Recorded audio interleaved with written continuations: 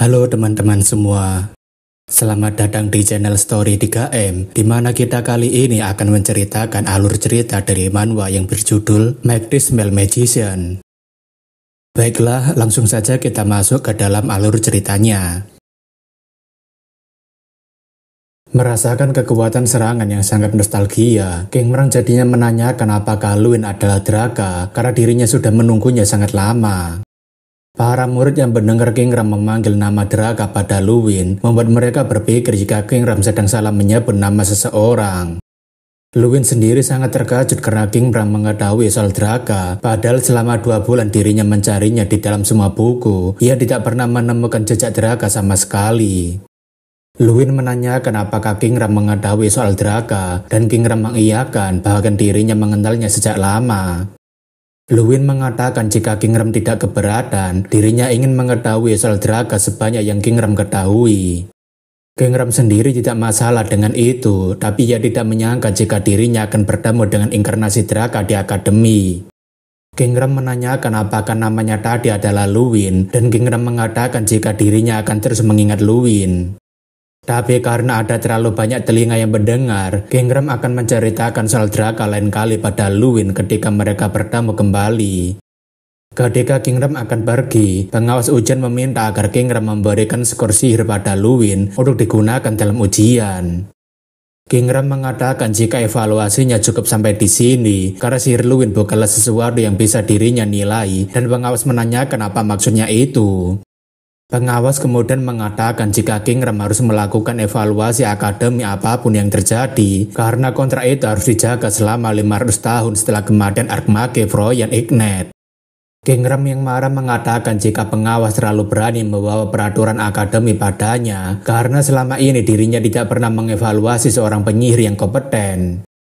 Namun tetap saja, Froyan bisa pergi ke neraka berkat bantuan dari dirinya, dan King Ram akan memberikan nilai evaluasi untuk menepati kontrak yang telah disepakati. King Ram kemudian menanyakan pada Luin, dari nilai 0 sampai nilai 100, kira-kira Little Destroyer mau memilih skor yang mana? Luin dengan senang hati tentunya mengatakan jika dirinya ingin memilih 100 poin. Tak butuh lama, rumor soal Luin si murid gagal abadi mendapatkan nilai sempurna dari King Ram langsung tersebar dan menjadi bahan pembicaraan. Heidel mengatakan sepertinya Luin membuat keributan lagi, dan Luin menanyakan apa yang sedang Profesor Heidel lakukan di sini.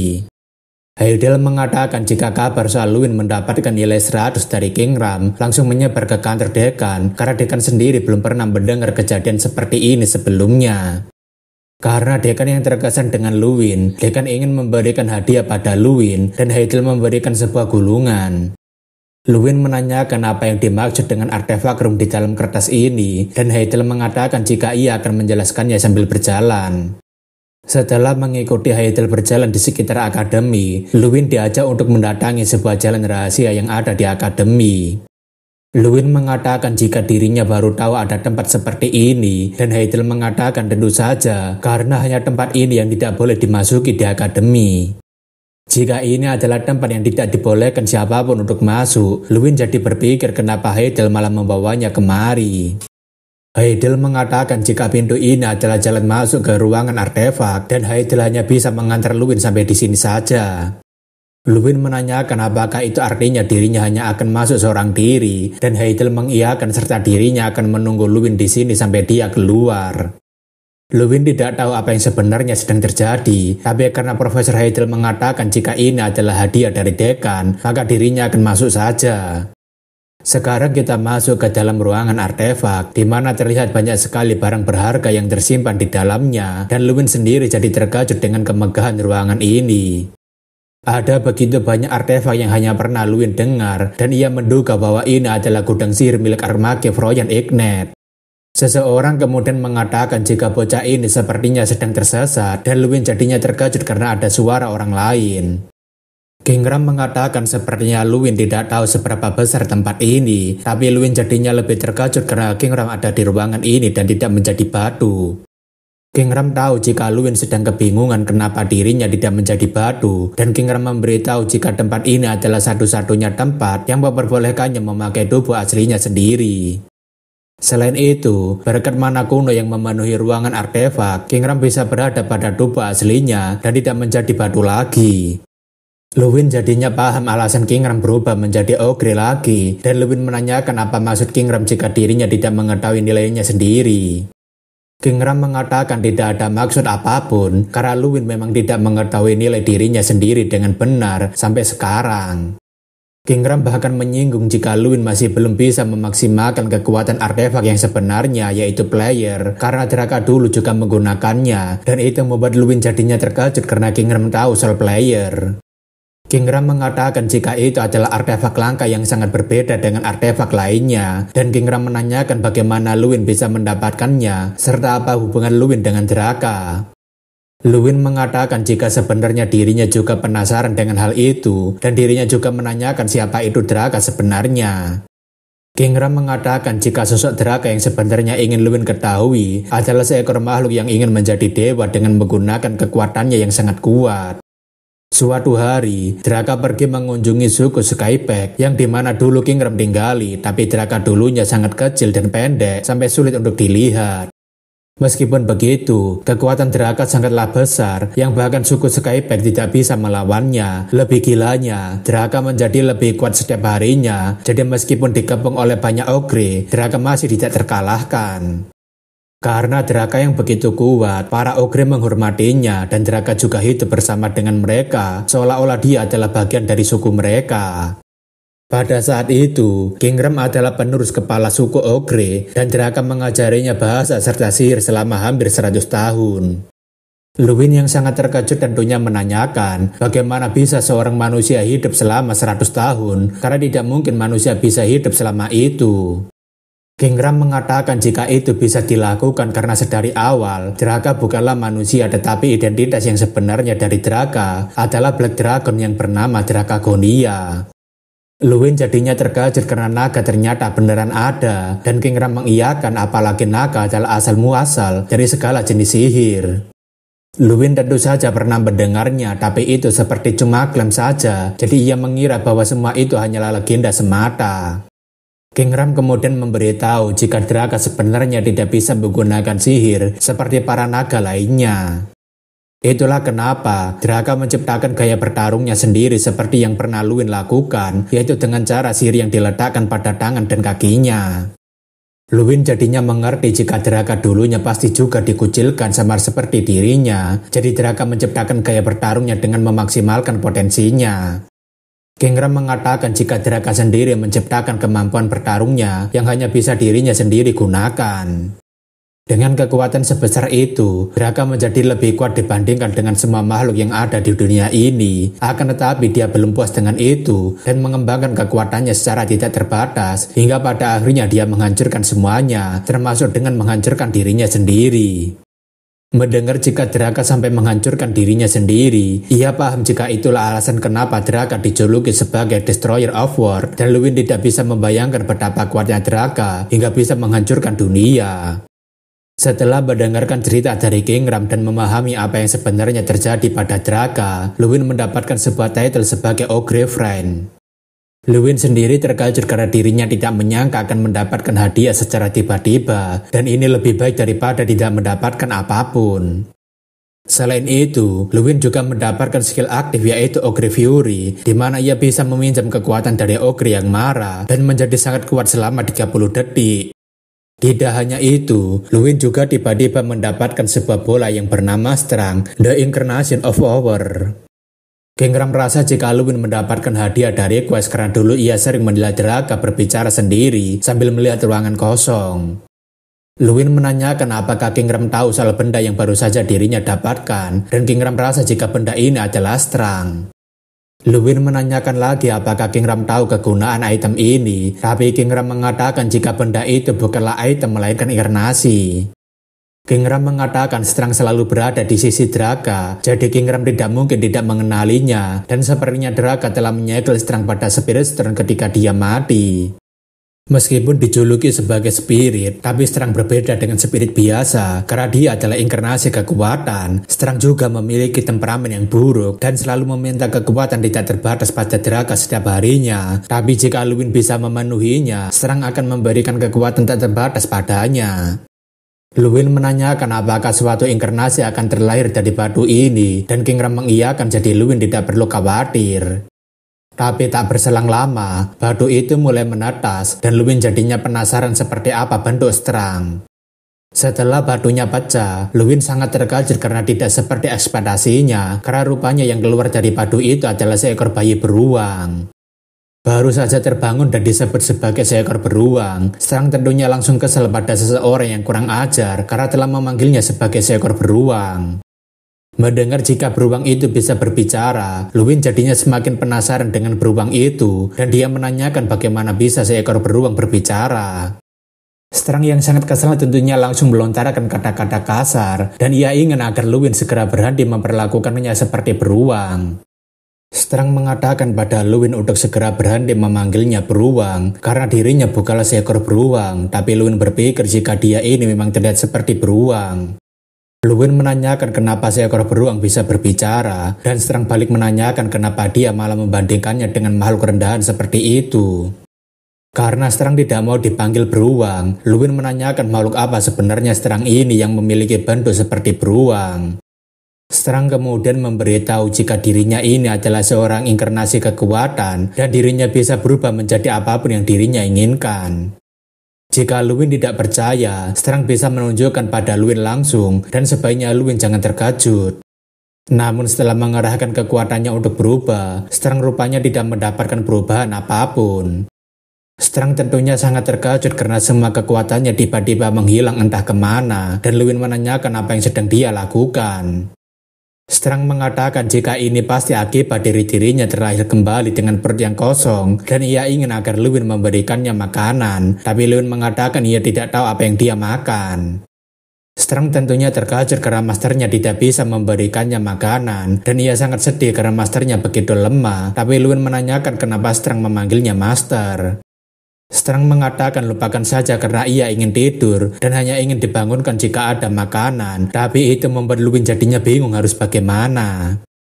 Melihat tingkah laku Strang membuat King Ram jadinya tertawa dan ia mengatakan jika kepribadian Strang masih tidak berubah sejak ribuan tahun.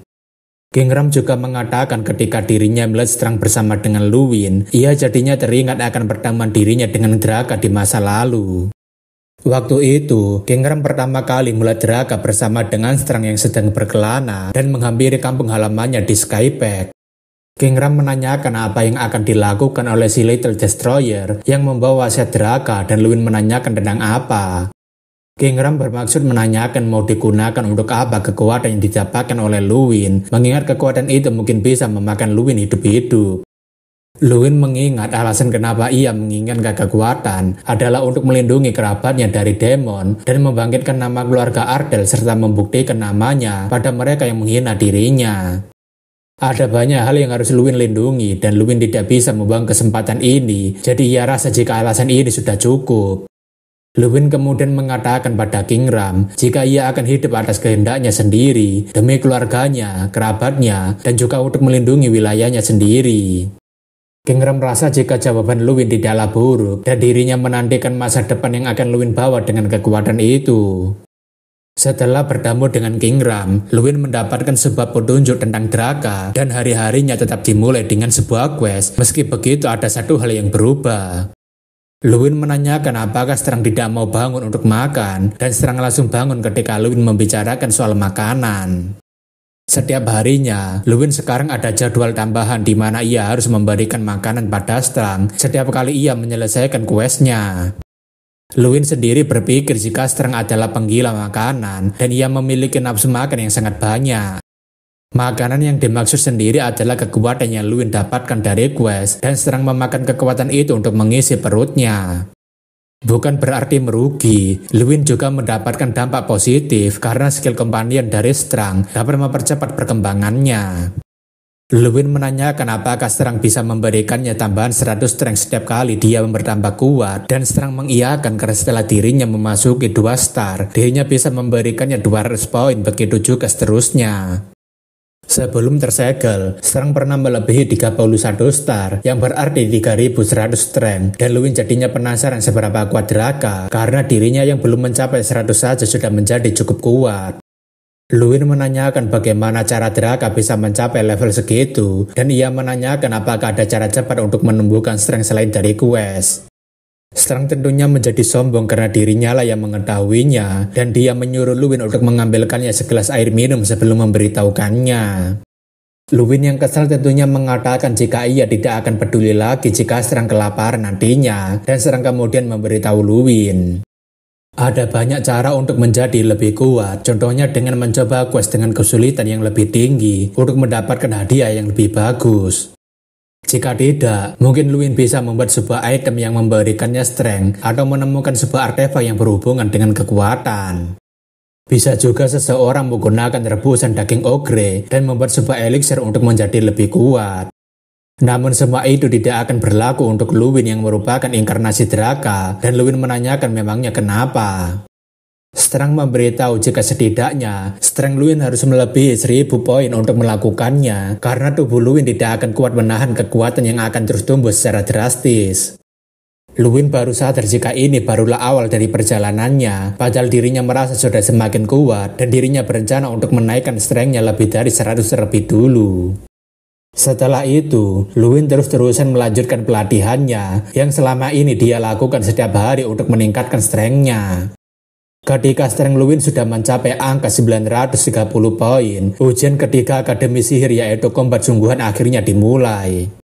Strang menanyakan apakah sekarang adalah waktunya ujian kombat atau pertarungan sungguhan, dan Luwin mengiyakan apalagi ia sudah menunggunya sejak lama. Ujian pertarungan sungguhan ini bertujuan untuk menguji kemampuan pengendali resiko seorang penyihir, jadi ujian ini sangat penting dalam pertarungan kelompok.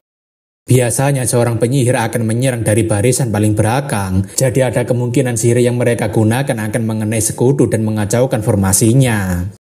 Karena Jason Damon menyerang para kesatria, Jason dianggap gugur karena telah menyerang sekutunya sendiri. Agar memastikan keamanan para siswa menyerang musuh dan juga menguji sinergi siswa bersama, para kesatria dihadirkan untuk membantu dalam penaklukannya. Ujian ketiga berlangsung selama 10 hari, dan setiap siswa akan diberikan monster yang berbeda, tergantung skor yang dimiliki oleh mereka, dan total ada 13 siswa yang memiliki skor tertinggi pada ujian akhir. Karena sekarang adalah hari terakhir pertarungan sungguhan, semua orang jadi penasaran dengan monster macam apa yang akan muncul nantinya. Para siswa yang menyaksikan jika yang datang adalah seekor orc, mereka jadinya khawatir dengan peserta yang akan maju. Orc dikenal tinggal berkelompok di sebuah kontinen, dan mereka jauh lebih besar daripada manusia, serta memiliki kecerdasan yang setara juga. Selain itu, sifat bengis dan barbar para orc membuat mereka sering berperang melawan manusia, sehingga ujian ini akan terasa sulit bagi mereka. Para murid yang melihatnya tentunya jadi ragu dengan ujian terakhir kali ini, karena mereka mungkin saja akan tewas karena orc. Profesor Heidel sendiri memberikan pengarahan agar para peserta menganggap ini adalah kenyataan dan melakukan yang terbaik meskipun nantinya mereka akan mendapatkan bantuan. Setelah sedikit diberikan pengarahan oleh Profesor Heidel, ujian pertarungan sungguhan melawan orc akhirnya dimulai. Karena ujian ini adalah ujian sungguhan dalam pertarungan kelompok, para kenek sudah ditugaskan untuk menahan serangan para orc agar penyihir bisa memberikan serangan. Peserta yang maju kali ini adalah Mikkel, dan terlihat jika Mikkel sudah mempersiapkan sihir panah es miliknya untuk menyerang lawannya. Mikkel dengan percaya diri langsung menyerang orc menggunakan panah es miliknya yang memiliki jumlah yang cukup banyak. Namun sayangnya, orc itu rupanya bisa menghindari semua serangan Mikkel dan melompati para kesatria itu untuk menyerang Mikkel. Profesor Heidel yang melihat situasinya berbahaya langsung menyuruh Mikkel untuk segera menghindar atau membuat perisai pertahanan. Tapi sayangnya, Mikkel sudah gemetar ketakutan sambil memikirkan apakah ia harus menyerang atau mencoba menghindar, tapi tubuh Mikkel sendiri tidak mau bergerak. Karena Mikkel yang sudah kepanikan duluan dan tidak bisa membuat keputusan dengan benar karena terlalu ketakutan, Heidel langsung mengeluarkan perisai pertahanan. Skill penjara hutan milik Profesor Heidel tentunya langsung keluar dari bawah tubuhnya ork dan membuat ork itu kesulitan untuk menggerakkan tubuhnya. Berkat penyelapatan dari Profesor Heidel, Michael akhirnya bisa diselamatkan dan ork itu tidak bisa menggerakkan tubuhnya karena sudah ditahan menggunakan sihir Heidel. Karena Michael tidak bisa bereaksi dengan serangan ork dan membahayakan nyawanya sendiri, Heidel memutuskan jika Michael telah gugur. Melihat keponakannya yang gugur, tentunya membuat Elric jadinya semakin kesal karena rencananya jadinya tidak ada yang berhasil. Namun, Elric memutuskan untuk melakukan sesuatu pada ujiannya Luwin dan ia menanyakan pada Dekan apakah mereka harus melanjutkan ujiannya. Tyrion menanyakan apa maksud Profesor Elric berbicara seperti itu dan Elric menyinggung jika setelah ini adalah giliran Luwin. Elric mengatakan jika Luwin adalah satu-satunya peserta yang diberikan skor sempurna oleh King Ram. Elric rasa memberikan ujian yang sama pada Luwin dengan peserta lain yang nilainya berbanding jauh dengannya, sepertinya itu kurang adil bagi mereka. Tyrion paham dengan apa yang ingin disampaikan oleh Elric, tapi Tyrion mengatakan jika mereka tidak memiliki monster lain yang sudah dipersiapkan. Elric mengatakan tentu saja mereka memiliki satu yang sangat spesial, karena ketika para kesatria membawa ork, mereka juga membawa satu monster ogre. Elric tahu jika menggunakan ogre dalam ujian sangatlah berbahaya, tapi dengan adanya Heidel dan para kesatria di depannya, masih ada kemungkinan untuk bisa selamat. Selain itu, Elric mengatakan jika ia sebenarnya juga penasaran dengan seberapa jauh kemampuan yang dimiliki oleh Luwin. Di dalam lorong Kolosium, tempat di mana tahap terakhir ujian pertempuran sungguhan sedang berlangsung, Heidel tampaknya sedang menunggu Luwin. Luwin tentunya menanyakan kenapa Profesor Heidel ada di sini, dan Heidel mengatakan jika dirinya mau mengatakan sesuatu sebelum ujian. Heidel mengatakan jika Akademi memiliki harapan yang besar pada Luwin karena telah berhasil mendapatkan nilai sempurna dari King Ram, dan ujian Luwin nantinya akan lebih sulit dibandingkan peserta lainnya. Singkatnya, ada yang bilang jika tidak akan adil bila Luwin memiliki nilai sempurna, malah melawan monster yang sama dengan murid-murid lainnya. Heidel memberitahu jika ujian Luwin kali ini akan lebih sulit dibandingkan peserta lainnya, karena lawan Luwin bukanlah ork lagi. Heidel mengatakan jika monster yang akan Luwin lawan adalah ogre, dan itu membuat Luwin beserta dengan Strang jadinya terkejut. Strang mengatakan sepertinya ini akan jadi lebih menyenangkan karena lawan pertama Luwin adalah seekor ogre yang dikenal sangat kuat. Sekarang kita diperlihatkan bagaimana ogre yang akan dijadikan lawan Luwin sedang mengamuk dan mencoba untuk memberontak. Jason menanyakan bukankah itu adalah Kapten Orc dan temannya itu mengatakan jika monster itu jelaslah bukan orc melainkan itu adalah ogre. Mengetahui jika itu adalah seekor ogre, Jason jadinya sangat khawatir karena tidak mungkin seekor ogre akan dijadikan lawan dalam ujian praktek. Seorang kesatria sendiri tidak yakin ketika membawa ogre itu setelah diminta oleh Akademi karena mereka akan menggunakannya untuk menguji seorang murid dan ia bertanya seberapa kuat murid itu. Ogre jika dilihat sekilas memang mirip seperti orc, tapi ogre jelas lebih kuat dibandingkan dengan mereka. Terlebih orc bisa memecahkan kepala atau memutar leher hanya dalam sekali ayunan. Kesatria itu menanyakan apakah Akademi yakin karena monster ini sangat sulit untuk ditangani, meskipun ada kesatria sekalipun, dan Heidel mengatakan jika Dekan sudah menentukannya. Kesatria itu sebenarnya masih ragu sambil mengatakan mungkin Akademi sudah berlebihan dalam menguji seorang murid Akademi. Luwin kemudian datang sambil mengatakan jika dirinya akan mempertaruhkan nyawanya untuk melawan ogre itu. Kesatria itu menanyakan siapa dia, dan Luwin memperkenalkan dirinya jika dirinya ini adalah murid yang akan menjalani ujian untuk melawan monster itu. Kesatria itu tentunya semakin ragu ketika Luwin mengatakan akan melawan ogre yang besar itu, dan ia jelas-jelas yakin jika Luwin tak akan bisa menang melawan ogre itu. Kesatria itu yakin jika dirinya dan Profesor Heidel bisa melindungi bocah ini, tapi dirinya jadi penasaran kenapa bocah itu malah berjalan maju. Kesatria itu menanyakan mau kemana dia, dan apa yang sedang dia lakukan karena tidak memasuki formasinya. Luwin mengatakan jika dirinya sedang bersiap untuk mengikuti ujiannya, dan kesatria itu mengatakan jika seharusnya posisi Luwin tidak ada di depan, tetapi seharusnya berada di belakang mereka. Luwin mengatakan jika dirinya sendiri yang akan bertarung langsung di sini untuk melawan ogre besar itu, dan itu tentunya membuat si kesatria jadinya sangat terkejut. Luwin memberitahu jika sihir yang dirinya gunakan dalam pertarungan berbeda dengan kebanyakan para penyihir lainnya, jadi dirinya tidak bisa memakai formasi itu. Kesatria itu kemudian memberitahu jika mereka tidak akan bisa melindungi Luwin jika dia bertarung di depan, terlebih ogre itu bukanlah lawan yang mudah.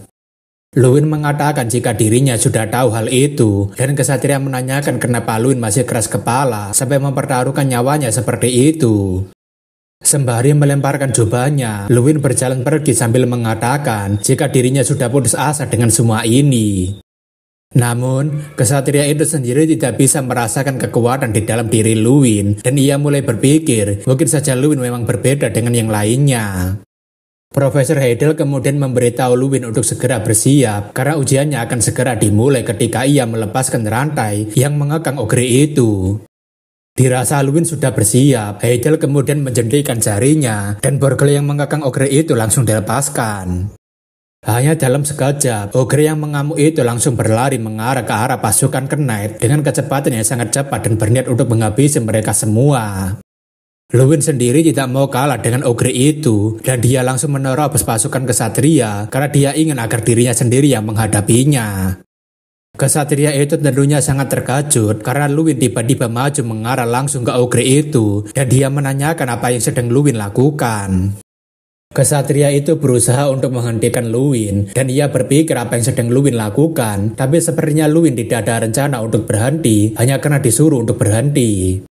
Melihat Luwin yang begitu percaya diri maju ke hadapannya, ogre itu dengan senang hati akan meladeni Luwin.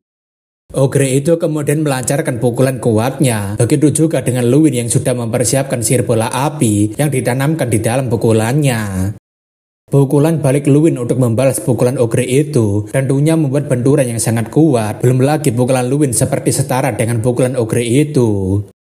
Dampak kekuatan yang ditimbulkan oleh benturan pukulan kuat ogre dan Luwin tentunya juga dirasakan oleh para kesatria di sekitarnya. Para kesatria sendiri tidak menyangka jika Luwin akan menggunakan sihir pertarungan jarak dekat pada situasi seperti ini. Tidak hanya para kesatria, bahkan Profesor Heidel dan juga para murid yang melihat pertarungan Luwin juga merasakan kuatnya pukulan mereka berdua. Terlebih lagi, Profesor Elric dan juga Dekan Akademi sendiri juga tidak menyangka jika Luwin akan memiliki kekuatan sebesar itu. Adu kekuatan antara Luwin dengan ogre itu tentunya membuat para kesatria sangat terkejut karena seorang murid bisa melakukan pertarungan jarak dekat melawan ogre. Kesatria sebelumnya berharap agar Luwin tidak mati dalam sekali pukulan, tapi rupanya Luwin terlihat masih sehat walafiat. Kesatria itu jadinya bertanya-tanya, kenapa seorang murid masih bisa berdiri dengan normal seperti itu setelah berhadapan langsung dengan pukulan ogre. Profesor Heidel sendiri jadinya tidak kecewa dengan ekspektasinya pada Luwin yang telah berkembang. Kesatria itu tentunya memarahi Luwin sambil mengatakan, seharusnya Luwin memberitahu mereka dulu karena Luwin bisa saja mati dalam adu pukulan tadi. Luwin tentunya meminta maaf soal tindakan cerobohnya tadi, tapi dirinya tidak bisa memberitahu mereka karena para kesatria pasti akan menghentikannya terlebih dulu. Luwin kemudian mengatakan jika mereka tidak dalam waktu untuk berdebat karena monster itu sendiri tidak akan kalah hanya dalam adu pukulan saja. Tentu saja, seekor ogre yang dikenal memiliki ketahanan tubuh fisik yang sangat kuat tidak akan terluka sedikit pun hanya dengan adu pukulan seperti tadi. Kesatria itu mengatakan agar Luwin segera mundur meskipun ia tahu jika Luwin memang kuat, tapi cara yang dia gunakan itu terlalu berbahaya untuk seorang murid. Kesatria itu ingin agar Luwin duduk manis saja sampai para Knight berhasil menyelesaikan amukan ogre itu. Namun sepertinya Luwin tidak ada niatan untuk mendengarkan kesatria itu sambil berjalan maju dan Luwin mengatakan jika ini adalah ujiannya. Kesatria itu menanyakan apa maksudnya dan Luwin mengatakan jika dirinya sendiri yang akan menyelesaikan ujian pertarungan sungguhan melawan ogre yang satu ini.